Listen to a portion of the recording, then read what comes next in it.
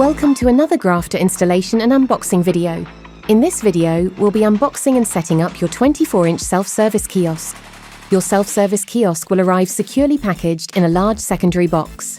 Inside, you'll find the kiosk unit, cables and adapters, an extra antenna, a paper roll for printing receipts, and a card terminal, if included in your package.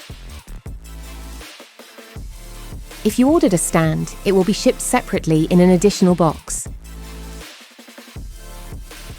To plug in the cables or turn the kiosk on or off, locate the top back section of the kiosk. Here you'll find the power switch on the left-hand side, power cable socket, LAN port for wired internet connection, and USB sockets for accessories and additional hardware. Once everything is connected and powered on, open the Grafterr Self-Service Kiosk app, which comes pre-configured on your device. Thank you.